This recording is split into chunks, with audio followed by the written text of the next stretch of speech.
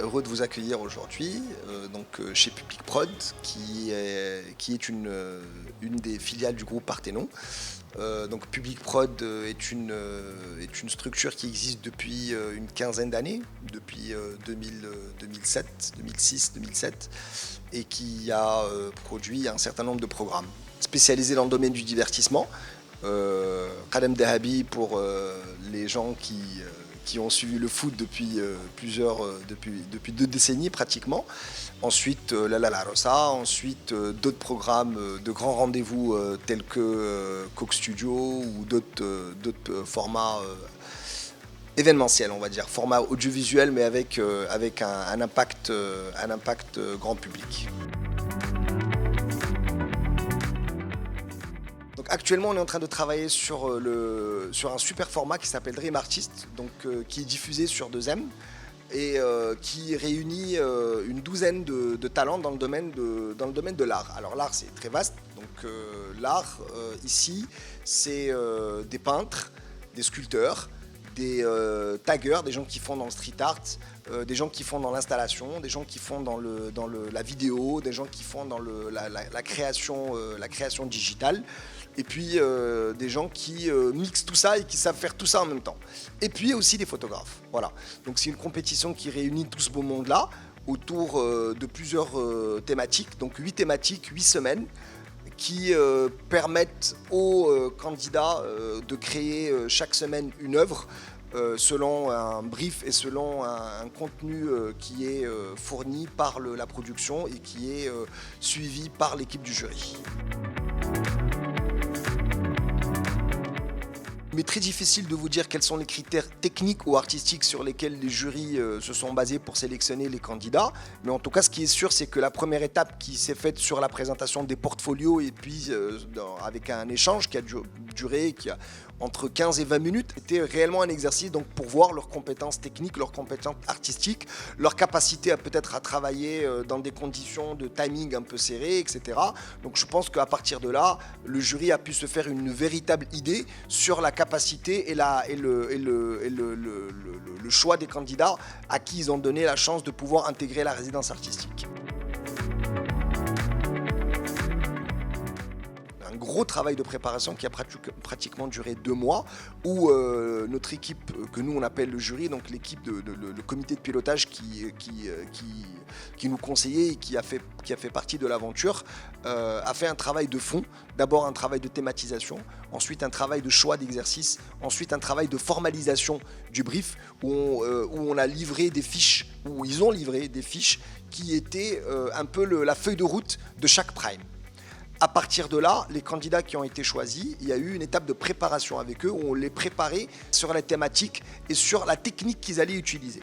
Donc, pour qu'ils puissent exprimer leurs besoins et nous émettre les moyens dont ils vont avoir besoin. Quand je parle de moyens, je parle de matériel, je peux parler de peinture, comme je peux parler de bombes, comme je peux parler de matières premières qui peut être du métal ou qui peut être du bois pour les sculpteurs, comme je peux parler de besoins en termes d'objectifs pour les photographes. Donc on a vraiment fait un travail de préparation qui s'est fait en amont, prime par prime, avec un découpage qui nous a permis, en gros, de pouvoir évaluer une grande partie du matériel dont ils avaient besoin. Après, on n'est jamais à l'abri de surprises ou à l'abri de besoins de dernière minute qui se gèrent naturellement dans le stress, mais dans le cadre d'une production qui fonctionne.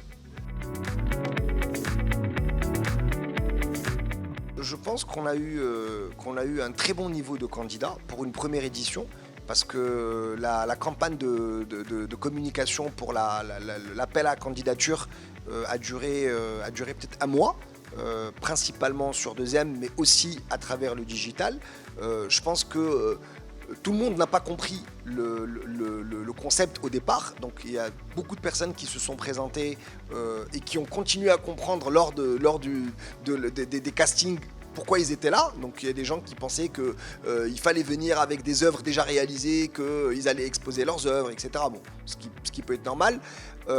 Mais en général, le niveau des candidats qui s'est présenté, selon les experts, est plus que satisfaisant. On a eu surtout un large choix de types d'activités dans le monde de l'art visuel.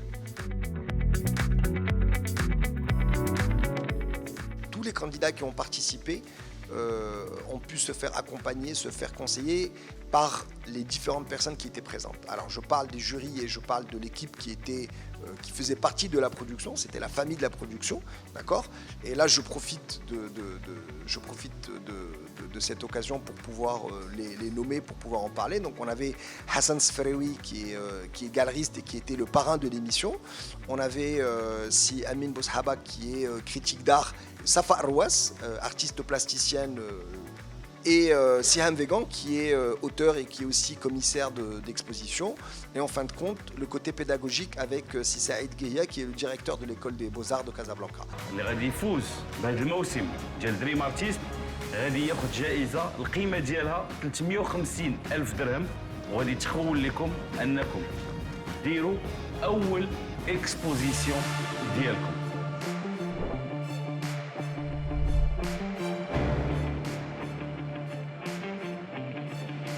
De créer plus de proximité avec le téléspectateur et avec le grand public en général. Essayer de démystifier ce côté un peu élitiste que peut avoir le monde de l'art, d'une perception externe, et puis de faciliter l'accès à l'information et puis l'accès à l'intérêt. De pouvoir pousser des jeunes qui ont du talent et puis souvent qui sont soit pas conseillés, soit pas orientés, soit mal orientés dans leur entourage familial, mais aussi dans leur cursus de formation. La partie spectaculaire, où on voit tout le process de fabrication d'une œuvre d'art. On l'a vu, on est en train de le voir, on va continuer à le voir pendant encore quelques semaines. Le process de fabrication d'une œuvre d'art, il est en même temps simple, en même temps complexe, mais il dégage quelque chose d'émotionnellement très fort.